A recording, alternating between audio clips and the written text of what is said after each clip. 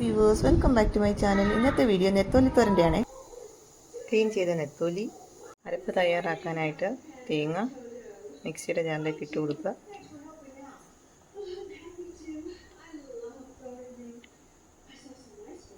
കുറച്ച് ചുവന്നുള്ളി, ചെറിയ കഷ്ണം ഇഞ്ചി, കുറച്ച് വെളുത്തുള്ളി, കുറച്ച് ജീരകം, കുറച്ച് മഞ്ഞൾപ്പൊടി, കുറച്ച് മുളക് പൊടി.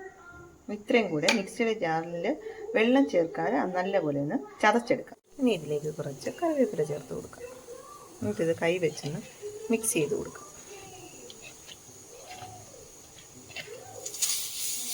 മിക്സ് ചെയ്ത ശേഷം കുറച്ച് ചുവന്നുള്ളി കട്ട് ചെയ്ത് 2-3 ചുവന്നുള്ളി കട്ട് ചെയ്തതും കൂടെ ഇട്ട് കൊടുക്കാം. ഇനി അടുത്തായിട്ട് ചേർക്കാൻ പോകുന്നത് നമ്മുടെ തോട്ടുപുളിയില്ലേ, കുടംപുളി എന്ന് പറയും, അത് ചേർത്ത് കൊടുക്കും. അത് വെള്ളത്തിലിട്ട് കുതിർത്തതിന് ശേഷം വേണം ഇതിലേക്ക് ചേർത്ത് കൊടുക്കുക. അതിൻ്റെ വെള്ളം കൂടി ഞാൻ ഇതിലേക്ക് ഒഴിച്ചു കൊടുക്കും.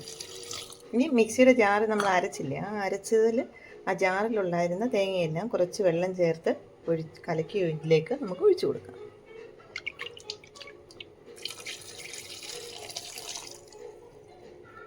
ഇനി ഇതിലേക്ക് കുറച്ച് ഉപ്പ് പൊടി കൂടി ചേർത്ത് അടുപ്പത്ത് വെച്ച് വേവിച്ചെടുക്കാം. ഉപ്പ് പൊടി ചേർത്ത് കൊടുത്തു. ഇനി ഗ്യാസ് ഓൺ ചെയ്ത് ഇത് വേവിച്ചെടുക്കും. ഗ്യാസ് ഓൺ ചെയ്തു. നെത്തോലി അടുപ്പത്ത് വെച്ച് ഒരു ചെറിയ കഷ്ണം പച്ചമുളക് കൂടി ഇതിലേക്ക് ചേർത്ത് കൊടുക്കേണ്ടതാണ്. ഇനി ഇത് അടച്ച് വെച്ച് നല്ലതുപോലെ ഒന്ന് വേവിച്ചെടുക്കും.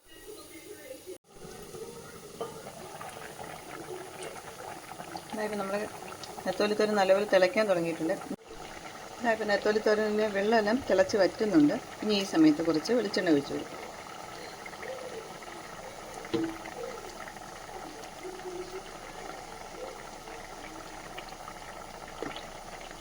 വെളിച്ചെണ്ണ ഒഴിക്കുന്നതിന് മുമ്പ് ഉപ്പ് കൂടി ഒന്ന് നോക്കേണ്ടതാണ്. ഉപ്പ് പാകത്തിനല്ലെങ്കിൽ ഉപ്പ് കൂടി ചേർത്ത് കൊടുത്ത ശേഷം വേണം ഗ്യാസ് ഓഫ് ചെയ്യാൻ. അപ്പോൾ അത്രയേ ഉള്ളൂ ഇന്നത്തെ വീഡിയോ. Thanks for watching.